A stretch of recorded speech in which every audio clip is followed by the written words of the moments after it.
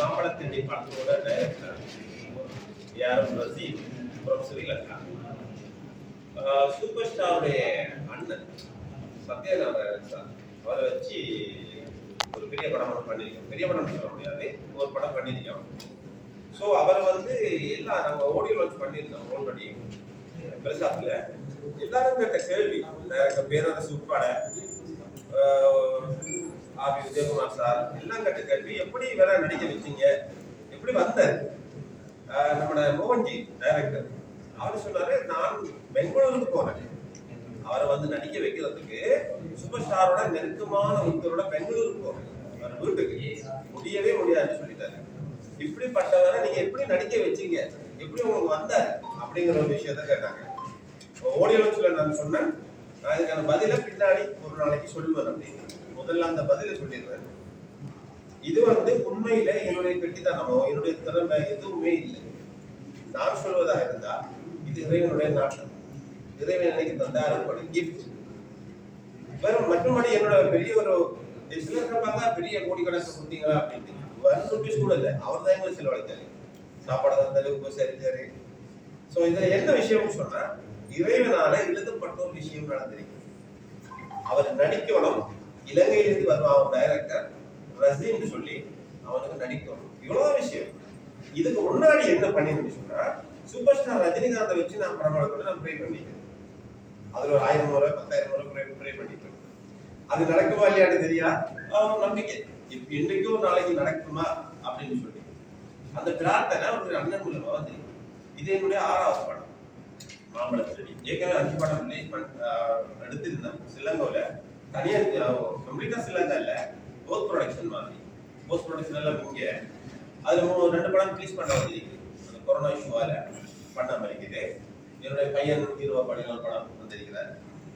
So மாம்பழத்திலே படம் வந்து இப்ப இருக்கிற இந்த கரண்ட் சிச்சுவேஷன், அதாவது முக்கியமா இந்தியாவில் பெண்களுக்கு எதிரான வன்முறைகள் ரொம்ப ஜாஸ்தியா இருக்கு.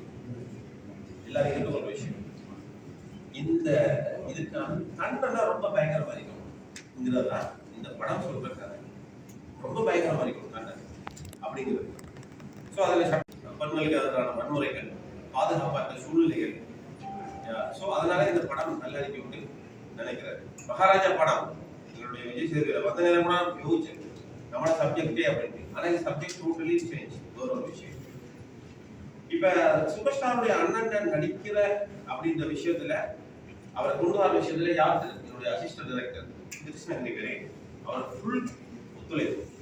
அவர் கோட்டிமானதுலேருந்து அந்த இடத்துல கிருஷ்ணகிரி மாவட்டத்துல நாச்சிக்குப்பம், இதுதான் சூப்பர் ஸ்டாருடைய அம்மா அப்பாவுக்கு அவங்க பூர்வீ பிறந்த இடம்.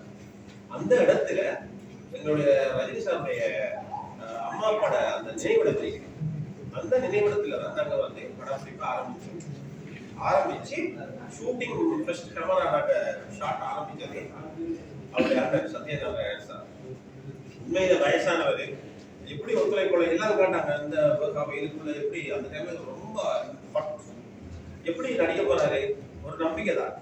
ஆனா உண்மையில நான் இந்த இடத்துல மீடியா போடுறோம், Rajini sir super star Rajini sir அவர்களுக்கும் அவருடைய குடும்பத்துக்கும் சத்யநாராயண சார் அவருடைய அண்ணனுக்கு ரொம்ப நன்றி சொல்லிக்கிறேன். சாதாரண ஒரு வெரி சிம்பிள். எனக்கு இவ்வளவு தூரம் இவ்வளவு பெரிய லெஜண்ட் சூப்பர் ஸ்டார் யார், தமிழ் சினிமாவோட லெஜண்ட். அவருடைய அண்ணன் நடிகை சம்பாதிச்சாரு. இதுக்கு நான் என்ன இதை விட எனக்கு என்ன வேணும் அப்படிங்கிற அளவுக்கு என்ன மனம் ஃபீல் பண்ணுது. நீங்க அழுக வருது, கண்ட்ரோல் பண்ணிக்கிறீங்க. ஸோ இந்த ஒரு விஷயம் இப்ப எல்லாரும் நிறைய பிரிண்டல சொல்லுவாங்க, சூப்பர் ஸ்டார் அண்ணன் நடிச்சிருக்காங்க அவங்களோட படம் எல்லாம் ஓடாது அப்படின்னு. நிச்சயமா உண்மைதான். பெரிய பெரிய ஸ்டார் நடிச்ச படங்கள் தோல்வி படங்களா வருது. ஆனா கண்டென்ட் மீது படத்தின் மீது அவங்களுக்கு நம்பிக்கை இருக்கு. சூப்பர் ஸ்டாருடைய அண்ணன் நடிச்ச அப்படிங்கிற விஷயத்தால மக்கள் திரும்பி பார்ப்பாங்க, நீங்க மீடியா திரும்பி பார்ப்பீங்க. ஸோ படம் நல்லா இருந்தா ஓடும். செகண்ட் விஷயம் நடந்துச்சு, ரஜினி சாருடைய அண்ணன் நடிக்கிற அப்படின்ற அமைச்ச உடனே தடுக்கிறதுக்கு சில முயற்சி நடந்தது. தடுக்கிறதுக்கு இதனால இவன் பண்ணுதையா நாம முந்திரோம் சொல்லி, இது எல்லாத்தையும் மீறிய சக்தி ஒன்றுதான் இதை ஓகே பண்ணிச்சு. அதுதான் எல்லாம் வல்ல இறைவன். என்னுடைய கிட்டத்தட்ட நான் நினைக்கிறேன் ஒரு ஹையஸ்ட் பிரார்த்தனை. அது என்ன, திடீர்னு சூப்பர் ஸ்டார் வச்சு படம் எடுக்கணும் ஒரு ஆசை கிண்டெல்லாம் கேட்பாங்க. எனக்கு ஒரு ஆசை, நான் கேட்கிறேன். என்னுடைய வந்து நான் கேட்கிறேன், இது யாருக்கு நான் பெர்மிஷன் கேட்கணும்? என்னுடைய என்ன படிச்சவன்ட்டு நான் கேட்கிறேன். ஸோ அது இங்கே வந்து கொண்டாந்து என்ன நிற்பாடு மற்றபடி என்னுடைய திறமை அப்படின்னு எதுவுமே இல்லை. ஸ்டோரியை பார்த்தாரு, ஸ்டோரியை கேட்டாரு, பிடிச்சிருந்துச்சு. ஒரு வார்த்தை சொன்னாரு. நாங்கள் படம் பூஜை அன்னைக்கு என் ஒய்ஃப் சிலவங்கள இருந்தாங்க, கால் பேசி இங்க வந்திருக்காங்க, கால் பண்ணி கொடுத்தேன். சார் அவனை கொஞ்சம் பேச ஆசைப்படுறாங்க. அவர் சொன்ன வார்த்தை என்னன்னு தெரியுமா, எல்லாருமே கூப்பிட்டாங்க. நிறைய டைரக்டர் சங்கர் சார்லேருந்து கேஸ் ராஜ்குமார் சார் எல்லாமே கூப்பிட்டாங்க. எனக்கு நடிக்க போகணும்னு தோணலை. ஆனால் சார் கூப்பிட்டோம்னா எனக்குள்ள ஏதோ ஒரு வைப்ரேஷன் ஆயிடுச்சு. இப்போ மாரி அவர் பேசின ரெக்கார்டிங் இப்போ மாரி எனக்கு ஏதோ ஒன்று ஆயிடுச்சு. நான் சம்பாதிச்சேன். அப்போ நான் வந்து சொன்னேன், சார் அமெரிக்க ஜனாதிபதியை கூட கூப்பிட்டு நீங்க போயிருக்க மாட்டீங்க. பார்த்தாங்க ஏன் இப்படி சொல்றாங்க. ஏன்னு சொன்னா கடவுளால் எழுதப்பட்டது நீங்க எனக்கு நடிக்கணும் பெஸ்ட். ஸோ அதனால நீங்க போகிறது வாய்ப்பு இல்லை சார். ஸோ இதுதான் சூப்பர் ஸ்டார் அண்ணன் நடிக்க வந்த விஷயம். சூப்பர் ஸ்டார் நாங்கள் சந்திக்க போகிறதுக்கு இருக்கிறோம். அதுக்கான அரேஞ்ச்மெண்ட்டை அவருடைய அண்ணன் சத்யநாராயண சார் எங்களுக்கு அண்ணன் சொல்லிக்கிறாரு. நாங்கள் ரிலீஸ் டேட்டை ஃபிக்ஸ் பண்ணிட்டு ஒரு தைரியமா சந்தோஷமா போய் சூப்பர் ஸ்டாரை சந்திச்சு அவருடைய அண்ணன் நடிச்ச படத்தை போட்டு காண்பித்து அவருக்கான அந்த மிகப்பெரிய ஆதரவை தருவார் என்ற நம்பிக்கை எனக்கு இருக்கிறது. எந்தெந்த டைரக்டர் போனாங்களா போலி என்றது தெரியும். சார் சொல்லிட்டேன், சார் சமாளித்தாரு. அவ்வளோ அற்புதமான ஒரு பாட்டு வரலாம், அவ்வளோ அற்புதம். அதாவது கொஞ்சம் சொல்லிடுறாங்க சார், ரொம்ப அதாவது எங்க வைஃப் பார்த்து சார் மீட் பண்ணிட்டு வந்த நேரம் கார்ல போகும்போது அழுதுட்டே வந்தான். என்ன எப்படி சொல்லிட்டாரு எனக்கு தாங்க முடியாது. சார்கிட்ட சொன்னது சார் என்ன சொன்னேன்னு யோசிக்காலும் தெரியாது. அந்த வறுமையில போராடின காலகட்டத்துல என்னமா சார் கையில எல்லாம் என்ன சொல்றது, என்ன புண்ணுகள், காலெல்லாம் புண்ணுகள் வந்து சாப்பிடுவாரு சார். கவர்மெண்ட் போட்டு அந்த வார்த்தையை சார் சொன்னோன்னா ஃபுல்லா வைப்பு தூக்கணும்.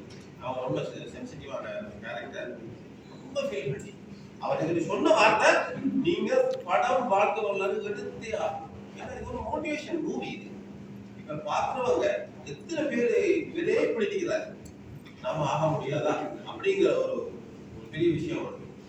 ஸோ சாரோட அனுமதியோட அழகான பேர் வேலையோட பேர்ல எப்படி பிரியாணி ஜோய்ந்தாரு பிரியாணி படம் வந்துட்டு காத்திக்கிட்டேன். ஸோ சாரோட லைஃப் ஸ்டோரியை நான் திரைப்படமாக தயாரிக்கிறேன். இதை நான் முக்கிய சார்